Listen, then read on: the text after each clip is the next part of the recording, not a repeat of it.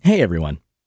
Life is filled with uncertain events, and often we must consider the possible outcomes before deciding. We ask ourselves questions like, what is the chance of success? And what is the probability that we fail? To determine whether the risk is worth taking. Many CEOs need to make huge decisions when investing in their research and development departments or contemplating buyouts or mergers. By using probability and statistical data, they can predict how likely each outcome is and make the right call for their firm. Some of you might be wondering, what is this probability we're talking about? Essentially, probability is the chance of something happening. A more academic definition for this would be the likelihood of an event occurring. The word event has a specific meaning when talking about probabilities. Simply put, an event is a specific outcome or a combination of several outcomes. These outcomes can be pretty much anything. Getting heads when flipping a coin, rolling a 4 on a 6-sided die, or running a mile in under 6 minutes. Take flipping a coin, for example. There isn't only one single probability involved, since there are two possible outcomes: getting heads or getting tails. That means we have two possible events, and we need to assign probabilities to each one. When dealing with uncertain events, we are seldom satisfied by simply knowing whether an event is likely or unlikely.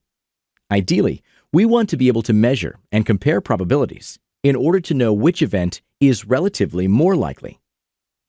To do so, we express probabilities numerically. Even though we can express probabilities as percentages or fractions, conventionally, we write them out using real numbers between 0 and 1. So instead of using 20% or 1/5, we prefer 0.2. All right.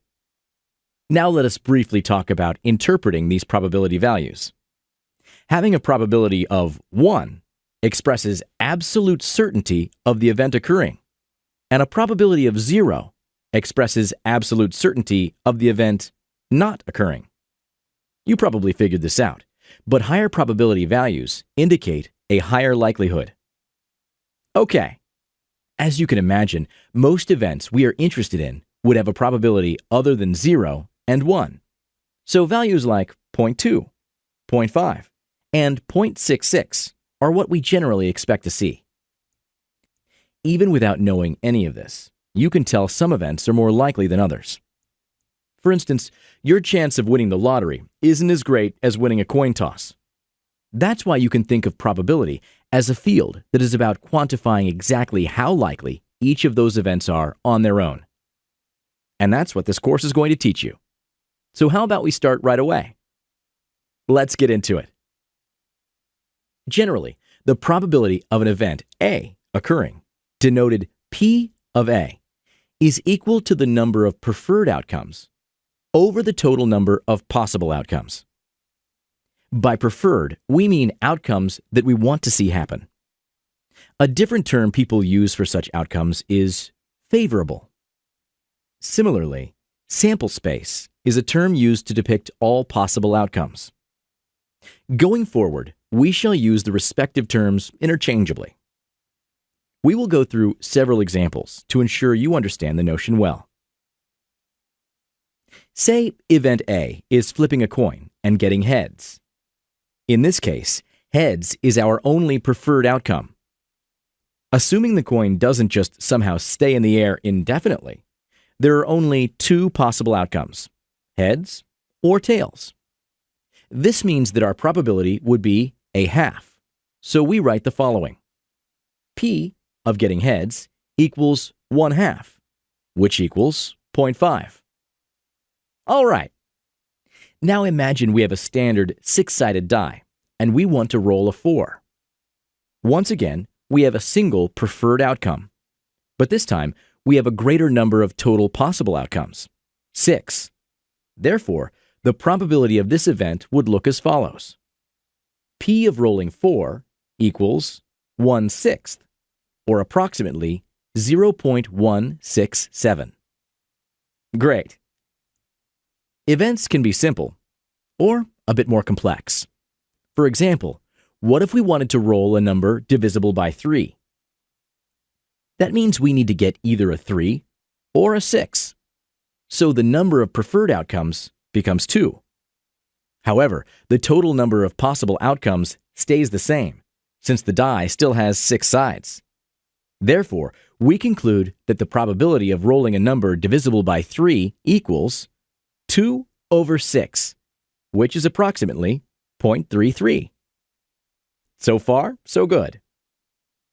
Note that the probability of 2 independent events occurring at the same time is equal to the product of all the probabilities of the individual events.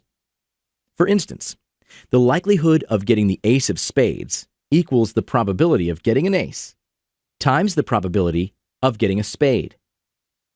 In a later lecture, we're going to define what we mean by independent. But for now, let's observe some more examples of probability. What about the probability of winning the U.S. lottery? Even though it sounds like something that is completely different, it actually follows the same idea. You take the number of preferred outcomes and divide it by all outcomes. Now, the number of preferred outcomes we have would be equal to the amount of different tickets we bought. The total number of possible outcomes, on the other hand, is just something we will learn how to calculate less than an hour from now. For the moment, just assume that there exists upward of 175 million outcomes for the U.S. lottery. Therefore, each individual ticket only has a probability of winning equal to 1 over 175 million, or approximately 0.000000005. How would your chances improve if you bought 2 tickets? How about 5? I don't know about you, but I like my odds of flipping a coin a lot more. Now that you know what probabilities are, some of you might be wondering how and when we can use them. In the next video, we're going to do that by introducing expected values. Thanks for watching.